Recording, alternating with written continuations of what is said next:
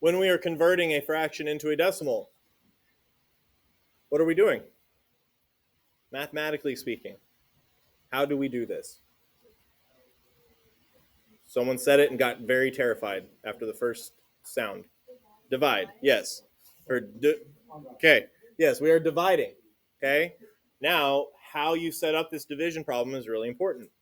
Is this fraction greater than or less than 1? Less than 1. Okay, so your decimal number needs to be less than 1, right? To set this up as a division problem, we are going to set it up with the house. Yes. All over. Okay.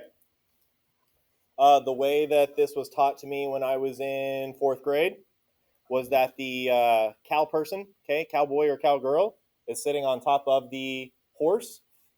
If this is the house, who goes inside? Hopefully you would say the cowboy or the cowgirl goes inside, unless you are Dr. Doolittle. Okay. What goes on the outside is the horse. So already I see people haven't written this, okay?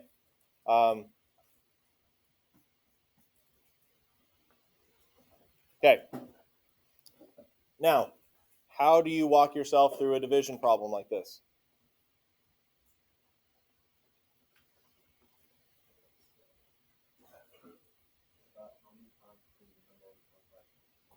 Yeah. How many times does 5 go into 4?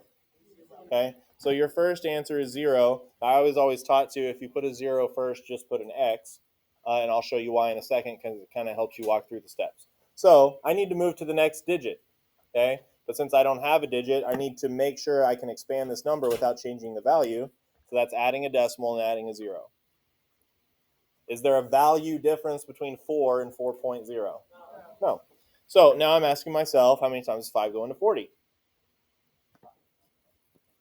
8 would be our answer. Okay, and now how do I check to make sure I'm done or if I need to keep going?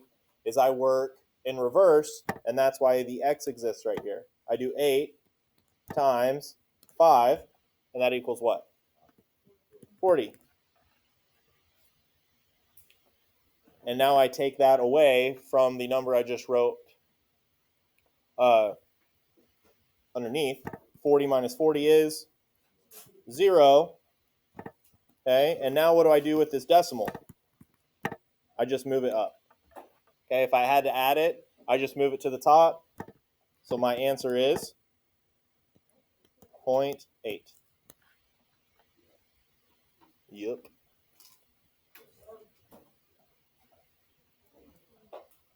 Just a division problem, okay? Let's move down to number 5.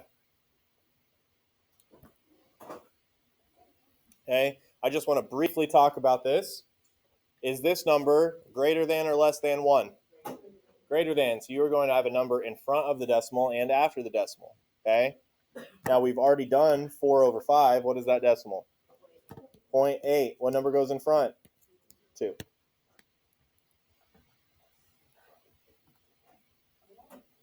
Easy peasy lemon squeezy. Yes.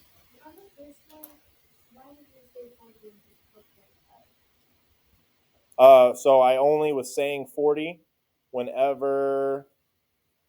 Hold on, I just moved my paper and messed it up. Okay, I only said 40 when I was talking in terms of. Hold on, let me speed up.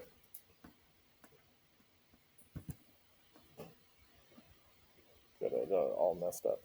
I was saying 40 when I was talking in terms of looking at the 5, how many times it goes into 40. So I had to add that 0 so that I could get a number past the decimal because 5 didn't go into 4. So I had to add a 0. Now that actual number is 4.0, but I'm looking at it like 40 mathematically. Okay, that's a good question because I do feel like we get students get confused with that. Okay, we good to keep going? Okay, let's go to the next section. Now we're going to write as a percent. Okay, so your next section is write as a percent.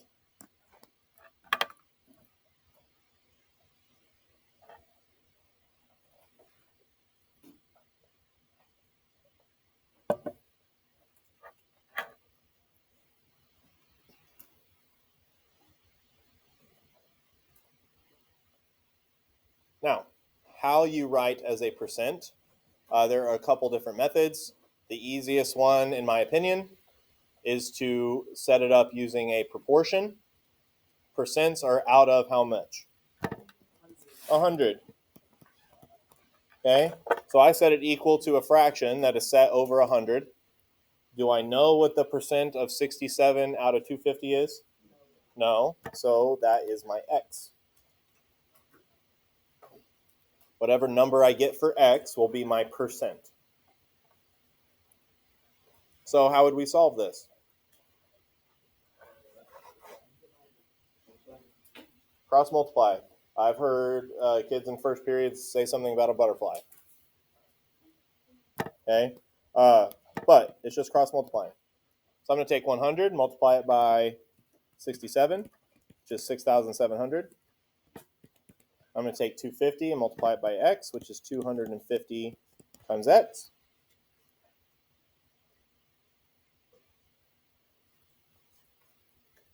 And now how do we solve for x? Divided what? Yeah, both sides by 250, right? Trying to get x by itself. So we're divide both sides by 250. I'm going to try and work smarter and not harder. So if I have a 0 on top and a 0 on bottom at the end of a number, those will cancel out and simplify. Now, if you don't do that, that's not going to mess you up, but it is just giving you smaller numbers to work with. Now, how do I get x if I don't have a calculator? Yep. 670 divided by 25.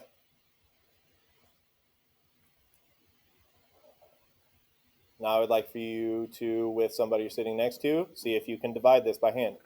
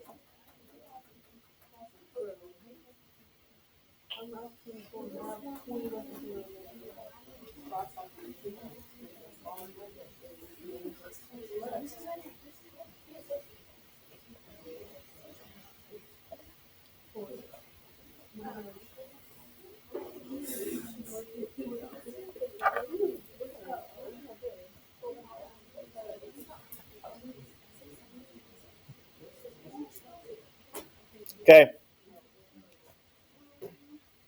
Let's talk about it. How many times is 25 going to 6? Don't get ahead of me. How many times is 25 going to 6? None. How many times is 25 going to 67? Twice. Okay. I appreciate some of you trying to give me the answer, but I would say the majority of us need the process rather than the result. Okay. So now we work backwards. 2 times 25 is 50. If you are somebody that did not know how to do this and you are not copying me right now, I can't help you. You will never get better at this. But if you would like to not feel lost in math class, you need to pay attention. Okay. 2 times 25 is 50. Okay. So now I'm going to subtract. I'm trying to move my way down the number. Okay. So 67 minus 50. It's going to be 7 minus 0. And 6 minus 5 is 1. Okay. Now, do I do 25? How many times 25 goes into 17? No. You have to move down the next number. Okay. The next number is 0. Every time you're moving your way down, you have to move down another number. Okay, so you can keep working your way down that numerator. So 25 goes into 170. How many times? 6 times 25 is 150. 170 minus 150 is 20. Now, did I get down to a 0? No, so I can't be done. Okay, I have to keep going. How do I keep going without changing the value of 670? Add a decimal, and then add a 0. Okay, the decimal can move up top. Now I'm going to bring that 0 down. 200. How many times is 25 going to 200? 8. 8 times 25 is 200. Did we get a 0? So what is your answer? 26.8%.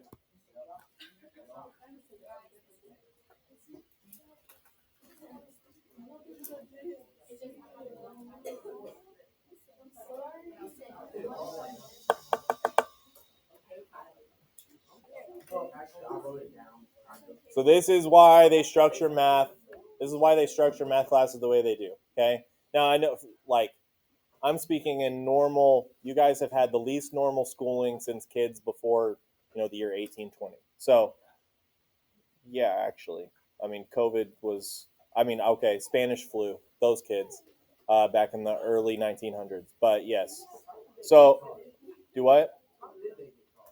How did they get taught? The same way that y'all did. Most of them wouldn't go to school though. Like, yeah, if their grandma could read. I mean, I was making a G is after. Okay. Of course, I get into this discussion when I'm recording. I should record the first period. But like in fourth grade, third and fourth grade, they're teaching you to multiply and divide. Okay. In sixth grade, they teach you how to do the long division, which is what this is. Okay.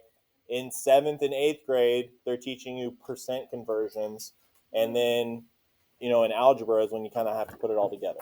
Okay, that's why they structure the math classes the way that they do, and that's why teachers say it's difficult when you don't learn stuff in previous years. Doesn't necessarily mean that you don't know how to do the stuff that I'm teaching you, but you don't know the different skills that it takes to get that answer. So anyway, this you would have tried. As I've said many times, this is something you should have learned last year. So let's keep going.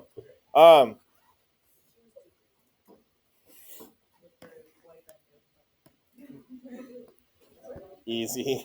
Okay. Or talking to him on the phone during class. Okay, let's keep going. Number 11. Yes, so evaluate expressions. No. Evaluate expressions using substitution.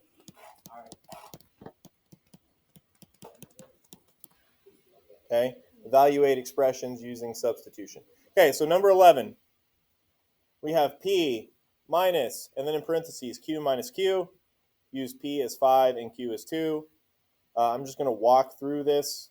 But what is the key thing that I have asked you to use when we are doing substitution?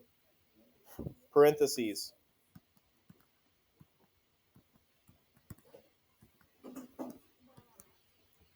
And here's where you can help yourself. Okay, I totally understand that some of us are really, really struggling with multiplication, with division, solving equations, stuff like that. But the question that I just asked has nothing to do with math. I said, what is something that's really important when using substitution? That has nothing to do with you being able to multiply. That has nothing to do with you being able to divide. That has to do with you focusing and trying to remember the stuff that we talk about in class. Okay? Parentheses. Okay? Now we just plug in or substitute, right? So what are we using for P? 5. What are we using for Q? 2. Okay? Now, in case you haven't had a chance to write this problem yet, or you're still writing it, I'm going to give you a chance to catch up. Go ahead and simplify. What you can't forget to use is PEMDAS. Yep. Use PEMDAS first, and it won't even matter. Yep.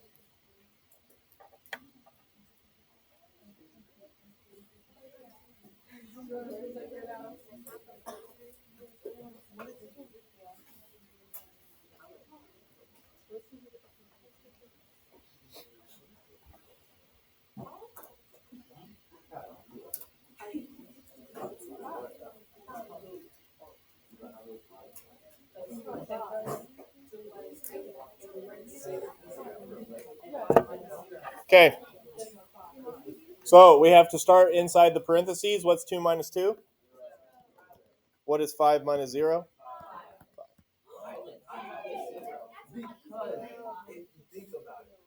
No, it's not how you think about it. No, I'm using 2 advanced math.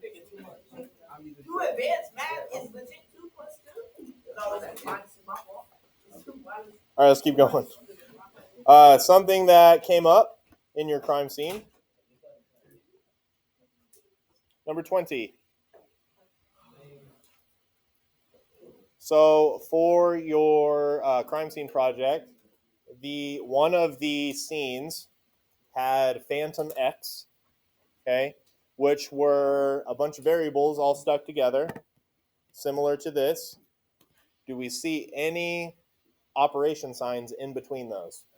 No, and when I say operation, I mean addition, subtraction, multiplication, division. We don't see any signs. If you don't see any signs, what does that mean?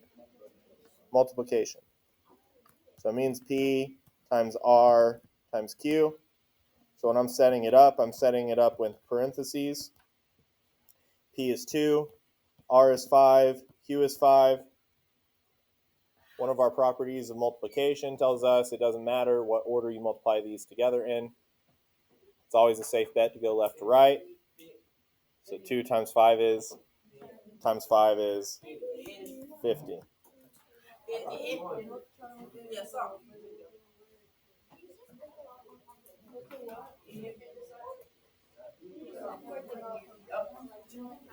Okay, let's keep going.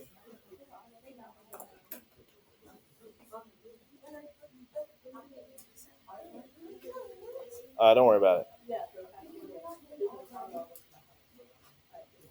Okay, we are moving to exponent rules. Yes, exponent rules. And then the rule that I wrote right under that is the multiplication rule, they actually call it the product rule.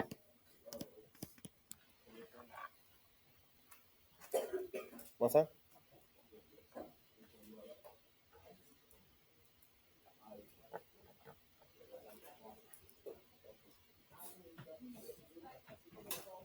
Exponent rules, and then the first rule that we're talking about is the product rule. Okay, so the product rule, which is just about multiplying multiple numbers together that have exponents, okay, and how you're going to work with that. Again, something that I would say looks complicated, but is fairly simple. When you are multiplying multiple terms together that have exponents, you will multiply the bases together. The bases are the numbers, okay? The numbers and the variables. And then you are going to add the exponents together. Okay, so what's the only variable that we see? The only variable that we see? B. Okay. What are the 2 exponents that we see? 3 plus 2. Okay.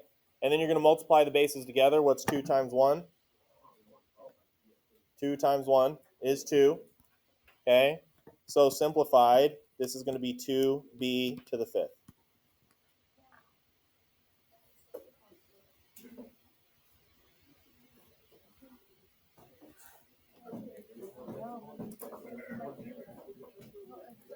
Okay, let's talk about the next one. I would like for you and someone you're sitting next to try and figure out what the product of 6p times 6p to the 3rd is.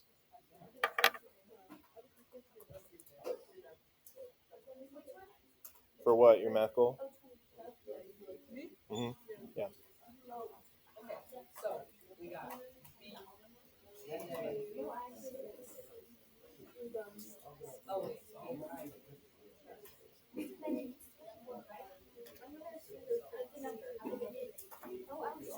Wait, the number 24? Yes. Yes.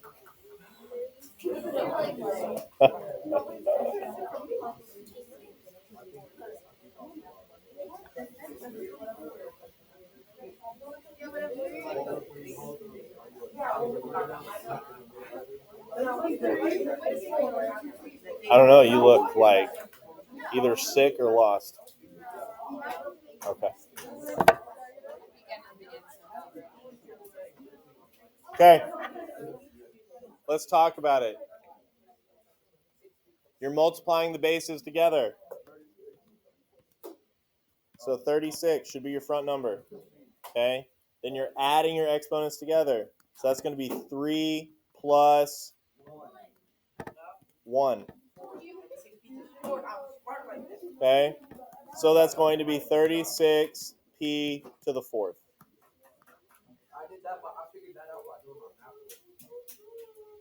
Look at that. Good job. It's working. You get 36 by just multiplying the bases together, so it's 6 times 6. That's okay. All right, let's keep going. Next one that we will need to talk about. Good, let's do them. So this is the quotient rule. Quotient is a fancy word for the answer to a division problem. Okay, the product is an answer to a multiplication problem. The quotient is an answer to a division problem. The sum is an answer to an addition problem. The difference is an answer to a subtraction problem. Why do people say same difference?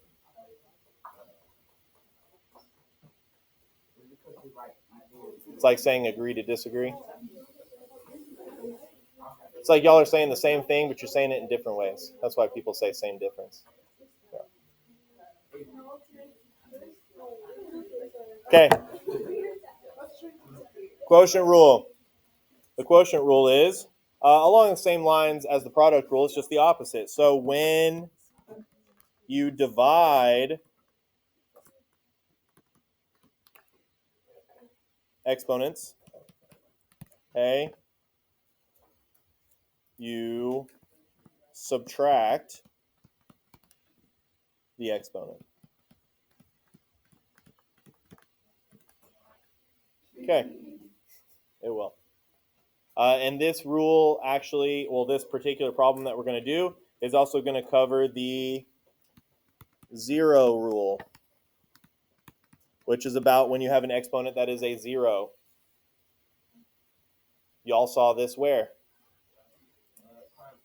Crime scene. You just had it. You would have seen it last year too, Monte. But most recently, you saw it in the crime scene. Hopefully. If you didn't, then I should tell some of you how your crime scene went. Okay.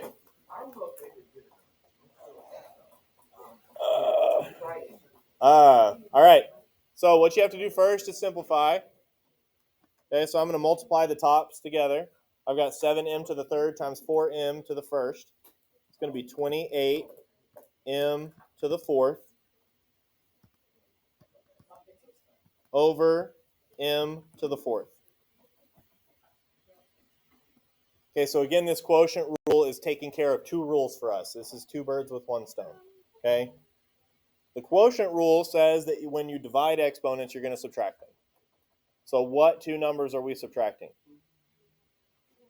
4 and 4. Okay, which is going to give us what? 0. Okay? So please watch carefully.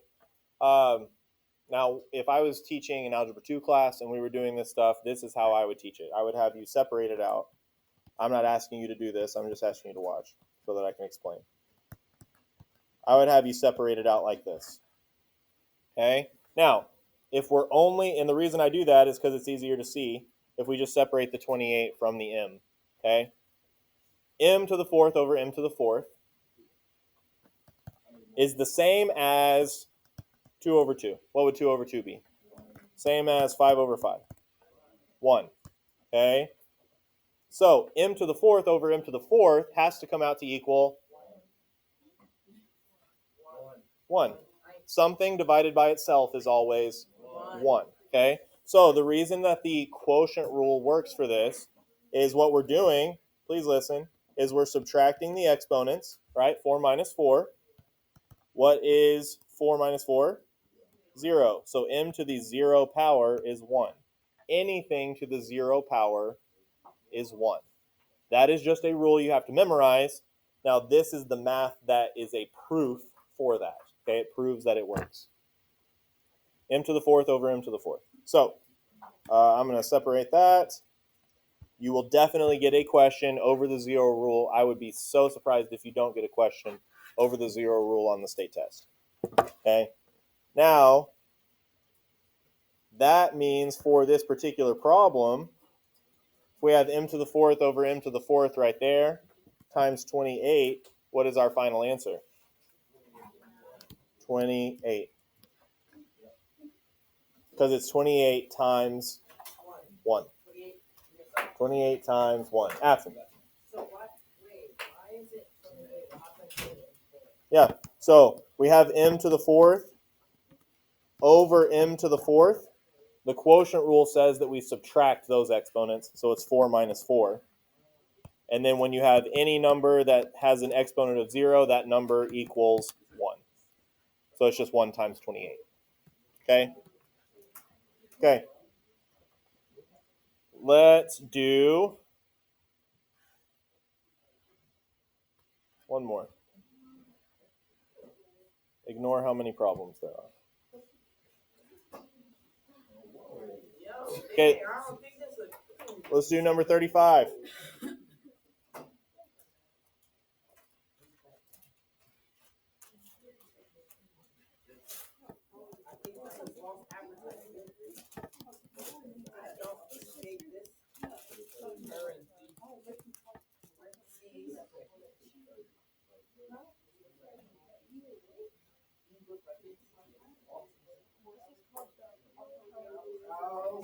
Okay, for the parentheses, you will multiply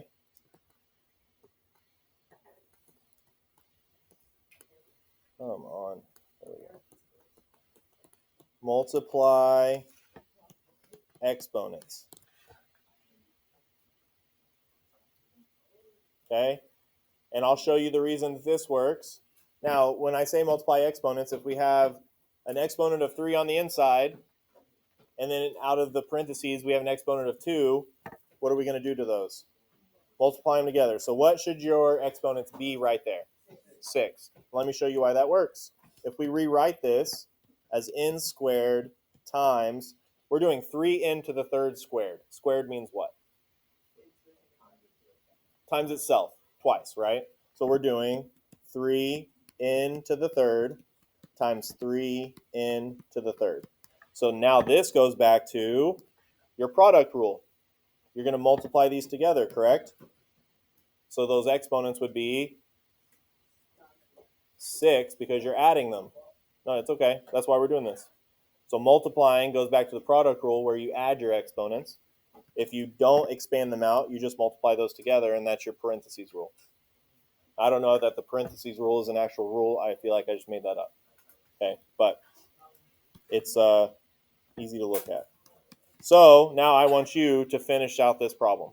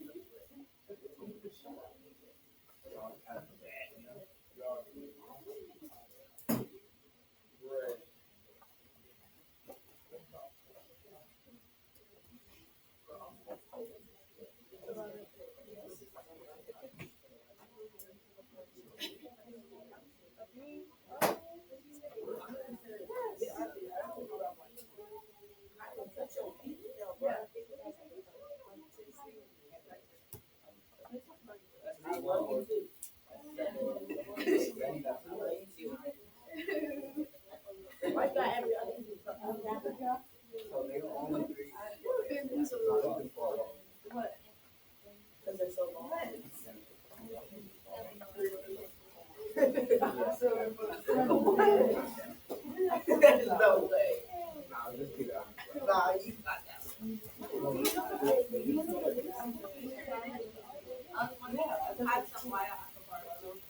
Cool.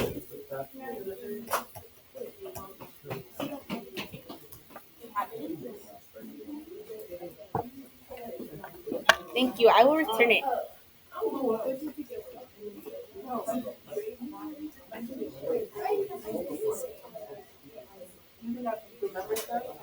Oh, I get that now.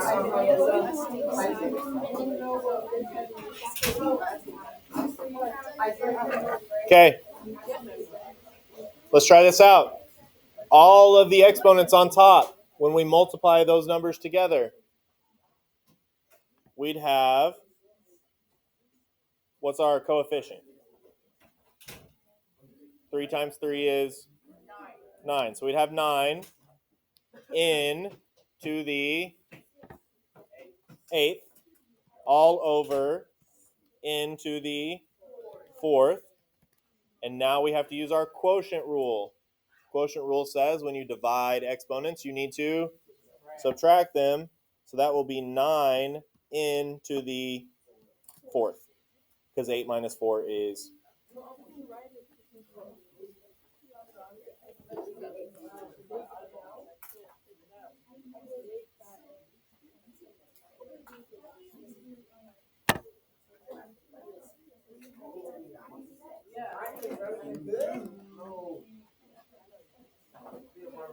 Okay, let's keep going.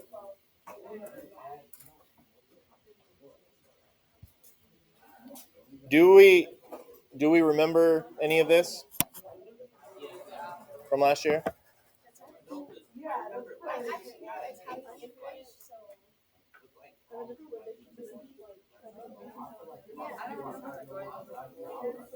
Okay, no problem. I was just curious if this was brand new or not. Okay, scientific notation.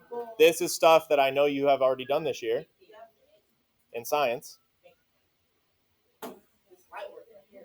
Okay, so good. If it's light work, I would like for you to go ahead and do 43 on your own.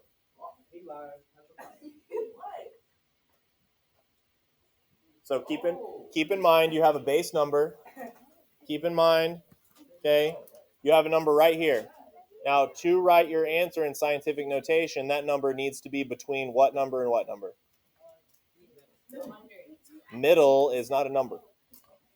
That number needs to be between 1 and 10 for it to be in scientific notation.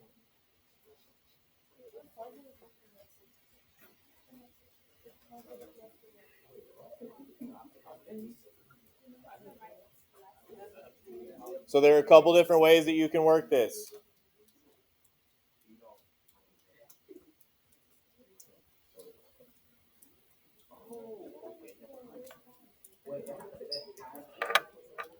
This front number has to be a number between 1 and 10 to be in scientific notation, yes.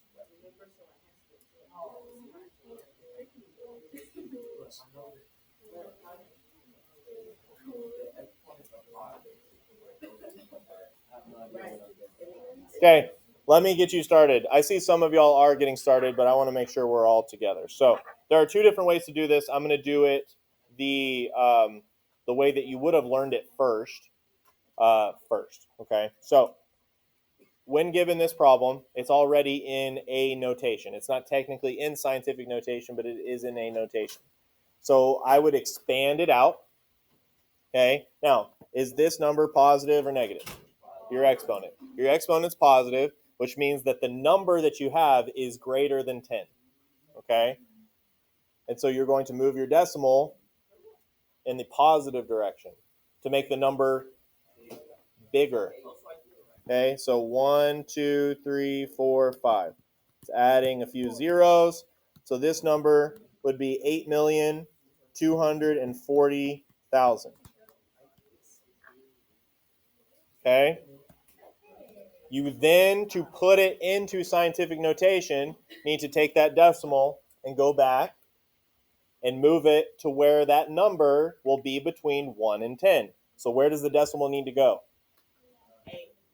It needs to go between the 8 and the 2, right? Because 8.2 is between 1 and 10. So now we're just going to count. 1, 2, 3, 4, 5, 6. So our final answer will be 8.24 times 10 to the 6th. Now, if you're someone that's very comfortable with scientific notation, okay, then a shorter way to do this particular problem is to just look at the original. It's already almost in scientific notation. You just need to take it one more point. So I'm going to move it one more point to the left, which will add one more exponent. So then I would just have 8.24 times 10 to the 6th. Okay? Either way are fine. Yep.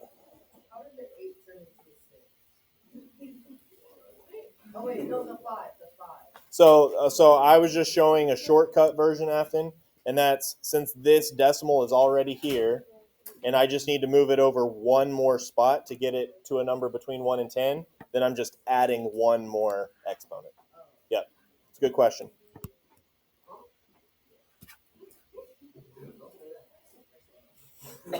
Okay, let's keep going. Please do number 44 on your own. Now, what we just talked about was if you had a positive exponent, that means your overall number is greater than what? I just said it. If your exponent is a positive number, then your overall number is greater than 10. On the flip side of that, if your overall number, which this is 0.83, is less than 1, your exponent has to be negative. Okay, so keep that in mind when you're trying to solve this. Go for it.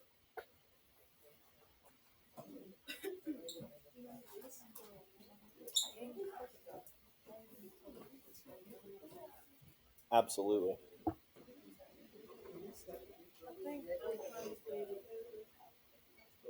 Yep.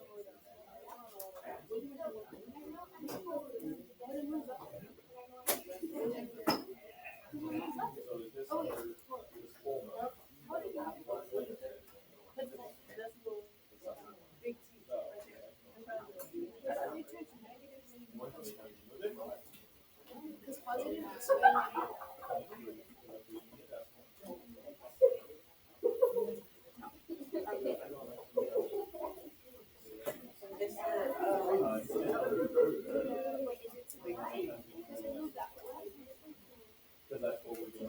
Every time we move a decimal, you are either multiplying or dividing by it. Okay. So, first should be negative 1.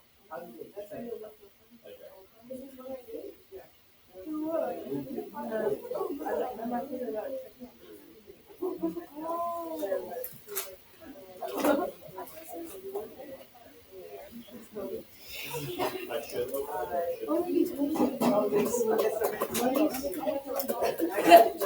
Yes, one of them.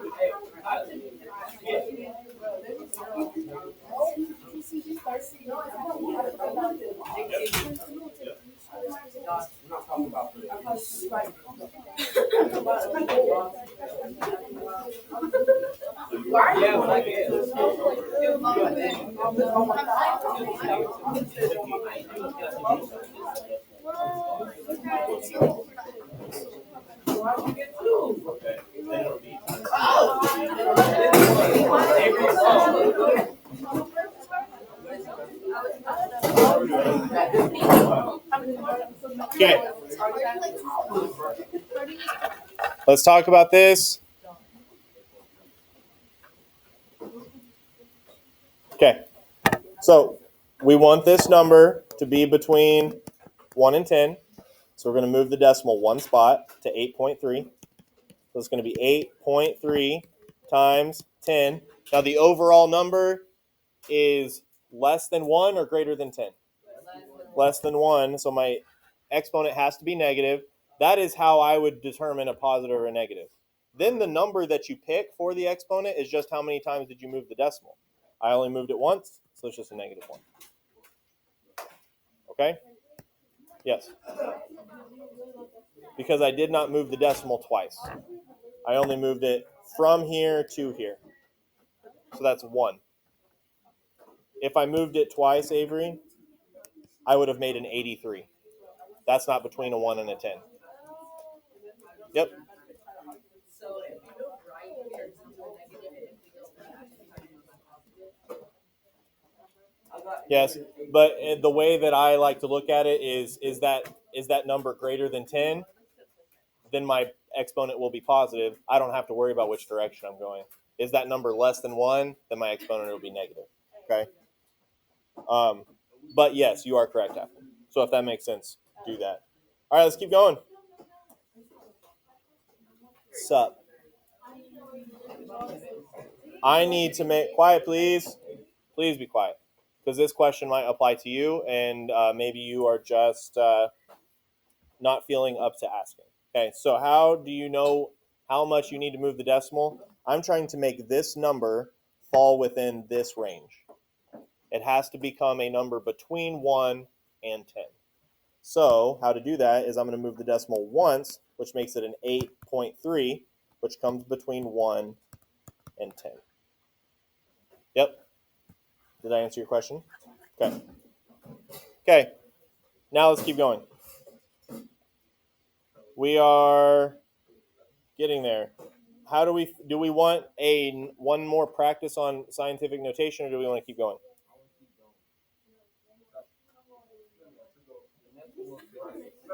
Let's do another one. Okay, would you like, here's what I'll do then. I'll give you a choice.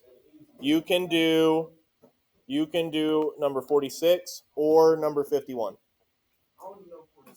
You pick which one you want, and I'll give the key for both. If you want to do both, do both. I'll give you a hint. One of them will have a negative exponent, one of them will have a positive.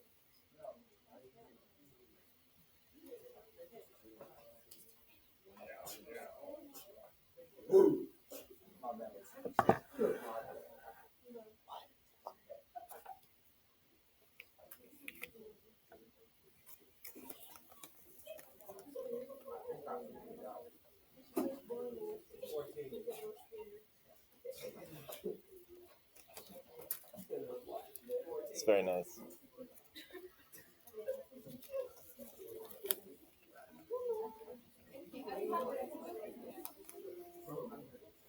Okay, now I can focus.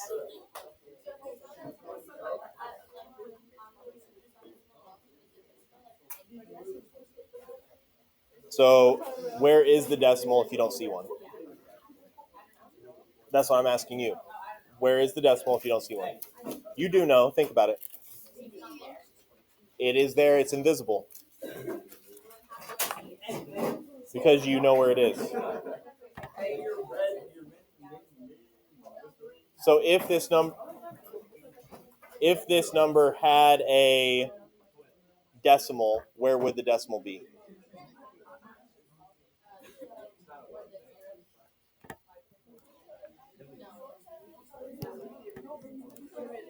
It can't. Hold on, guys. Make sure you're talking about this, please. Okay. So the reason it can't be right there, Sarah, is because that changes the value of that number. If it's invisible, that means you can put it in, but it can't change the value of what you're working with. So it has to come right there. Okay.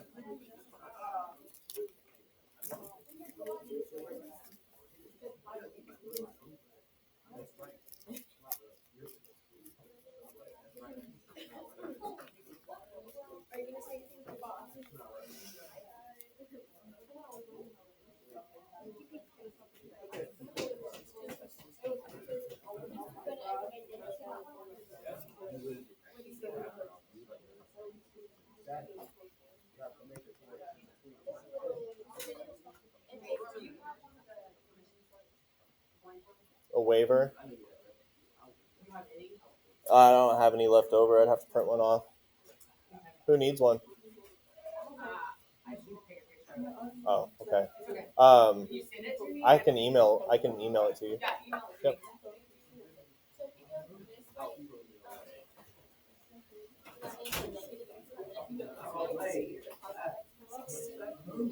So that number that you're looking at, is that number greater than 10 or less than 1?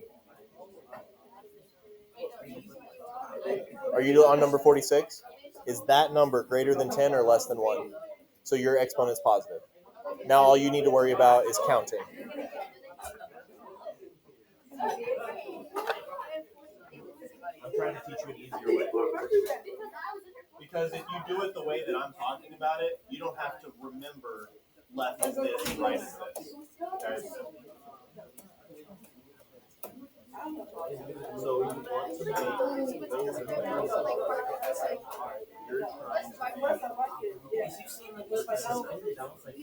you want to try and make this number.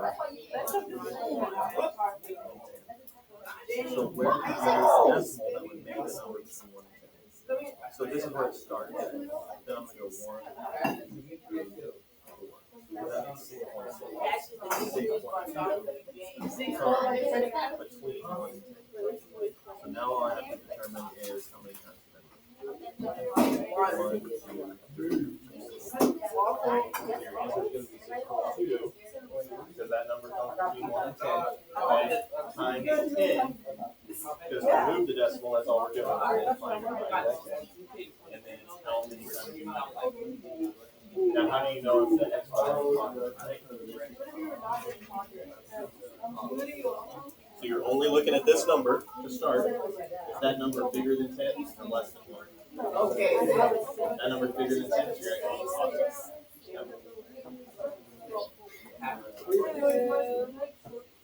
What's your final answer? 6.2 times 10.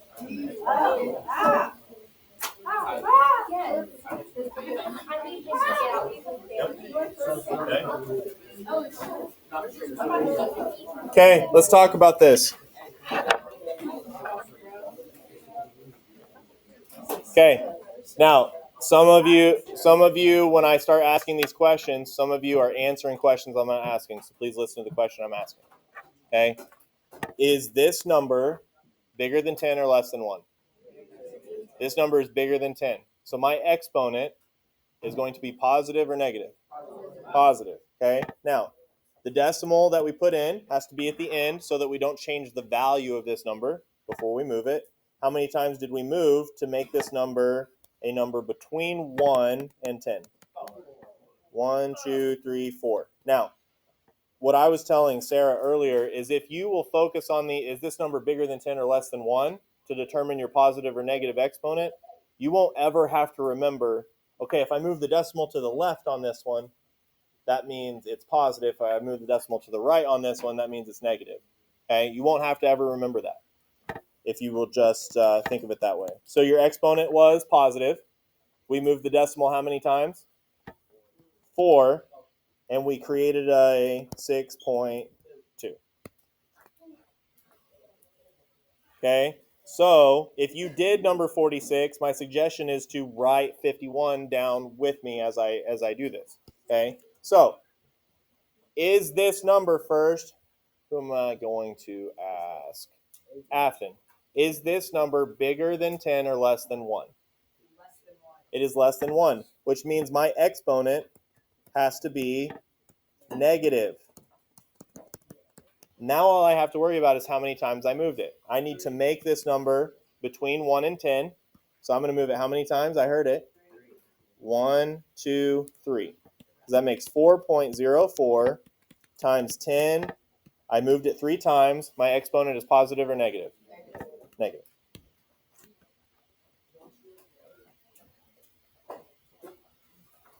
Okay.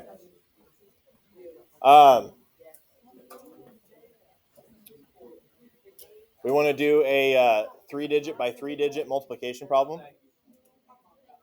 You saying no means that we probably need to, so let's do it. The next section is still scientific notation, but now we have 2 numbers. We have 2 numbers in scientific notation that are being multiplied together. Okay, so the product rule still applies here. All you're doing is adding your exponents together. So your exponents are going to be what? Sorry, there we go. Times, come on. 10 to the 7th. 1 plus 6. Right? What we have to determine is what the number in front is. Now, I would be very surprised. Now, they don't let me see this kind of stuff, but I would be very surprised if you have to do something like this by hand.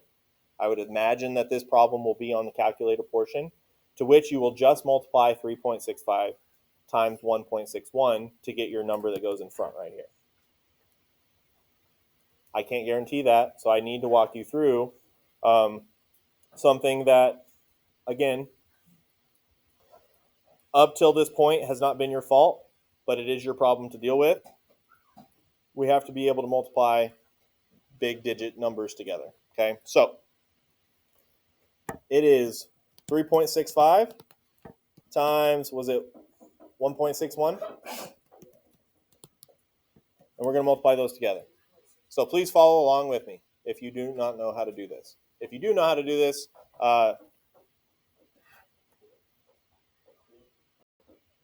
I guess I would say prove it, but I would say just check yourself then. So how do we start multiplying a 3-digit number by a 3-digit number together? Where do we start? We will ignore the decimals till the end. The bottom right. Yes, the 1. The 1 on the bottom. And you're going to take that number in this starting spot right here, okay, and multiply it to everything on top individually. So 1 times 5. What is 1 times 5? 5. Okay. What is 1 times 6? 6. What is 1 times 3? 3. So what do we do next? How do you now multiply the next digit? You have to move over, okay, and I'm marking 1 horizontal line under the 6 to note that I have to have a placeholder because that 6 is in which spot? The tens. 6 times 5 is 30, which means I'm going to put a 0 down here. Where do I put the 3? Up top. 6 times 6 is 36 plus 3 is 39. I'm going to carry the 3 again. 6 times 3 is 18 plus 3 is 21.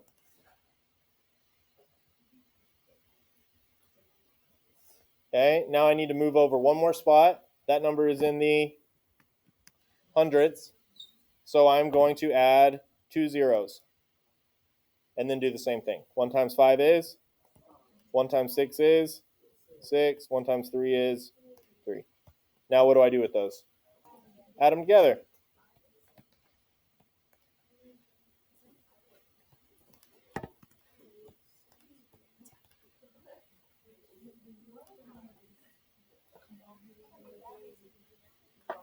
Now, does it make sense for your answer to be 58,765? No, because you multiplied 2 decimal numbers together. You got to add the decimals back. Now, how many decimal places did you work with in total? 2 from this one, 2 from this one. So that is 1, 2, 3, 4. So I'm going to add back in 1, 2, 3, 4. So my final number should be 5.8765. Okay? And these are the kind of problems all my lovely, lovely elementary school teachers made us do by hand because they were the ones, well, they were the last teachers that said, "You won't always have a calculator with you." Obviously, that's not true. They had no idea that you'd be walking around with a computer in your pocket. So 5.8765 times 10 to the 7th. Okay? I'm not going to make you do tons of these kinds of problems, but again, if it shows up on the state test, at least you're giving yourself a chance. Okay? Let's keep going. We're almost done. We won't finish this today, but you also won't have homework today. So, okay.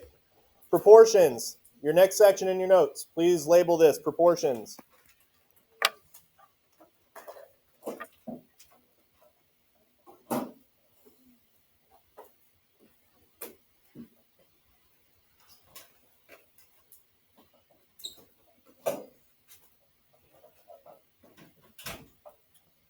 What field is Spiegel? Is that Capitol Hill?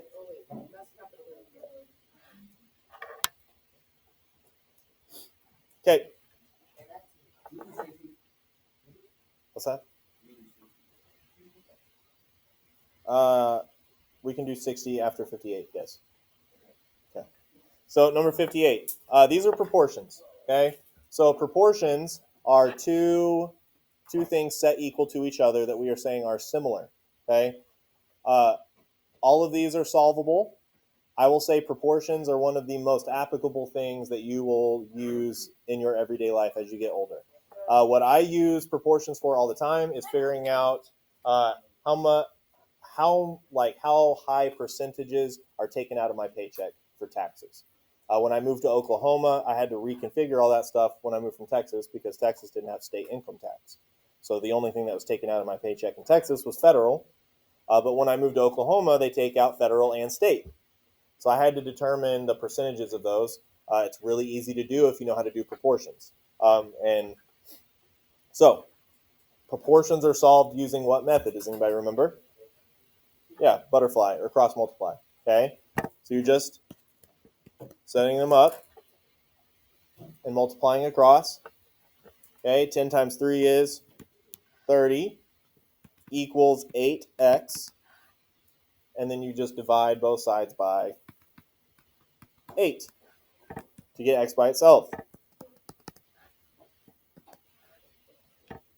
Now, 30 divided by 8 is not divided evenly, so you have to do what? You have to divide. Okay, 8 goes into 3 how many times? None. 8 goes into 30 how many times? 3. 3 times 8 is 24. Try and finish it out. You will get a decimal number.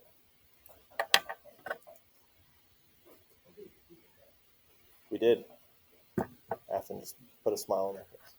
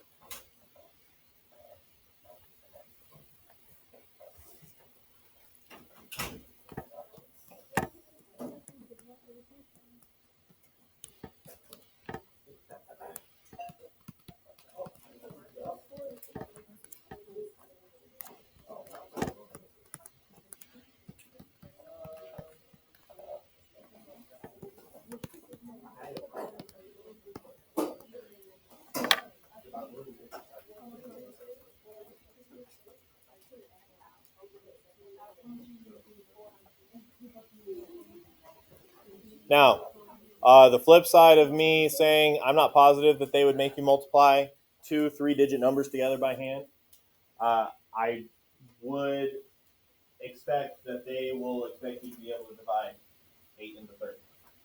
Okay? So this little bit of division is something that's good to practice. Yes.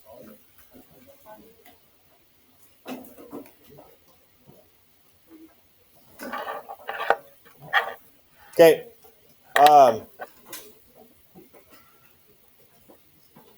Try number 60 on your own.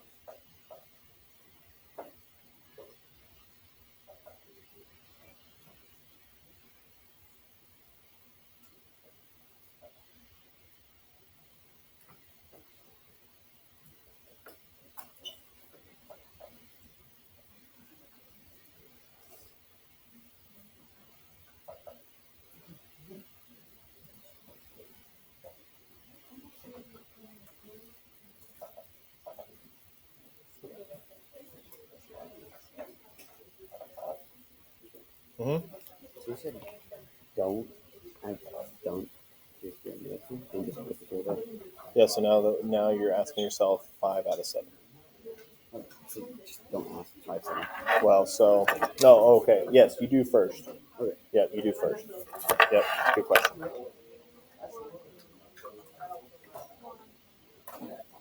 Come here, Luis. Come here, Luis.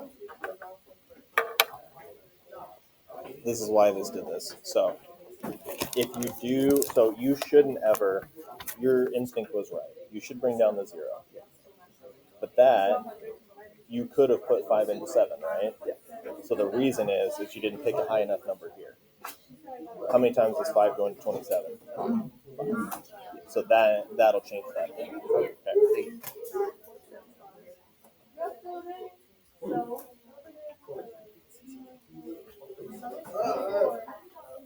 Okay.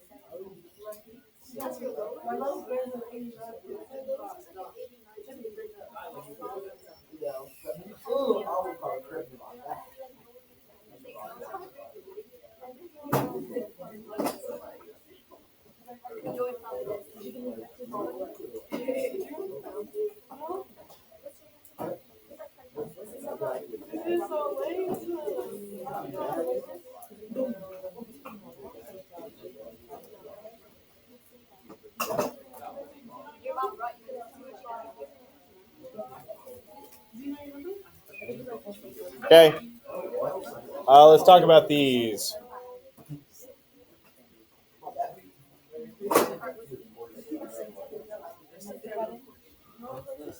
Let's take 9 multiplied by 3, 5 multiplied by 9. Or sorry, by n. Should give you 5n equals 9 times 3, which is 27. Divide both sides by 5.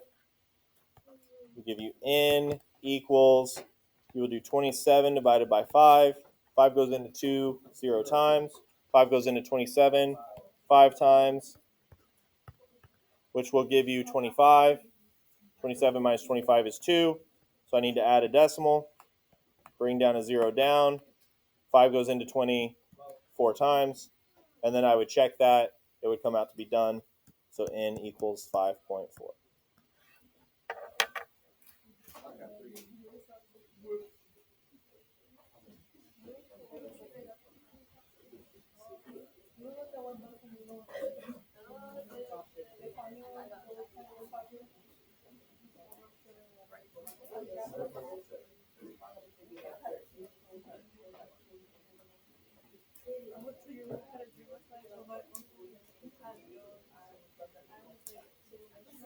Okay.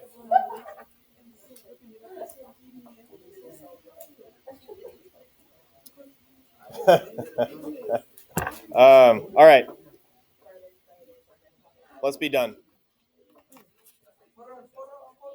Sorry. There you go. We will, if I am here on Thursday, we will finish this, and then you will work on this on CUDA. If I am not here on Thursday because of the track meet, then you will have basically the first half of the review to work on.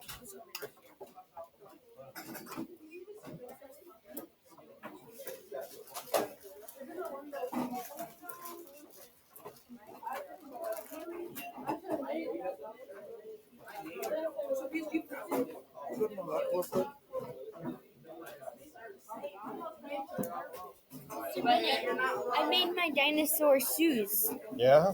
Look, Aww.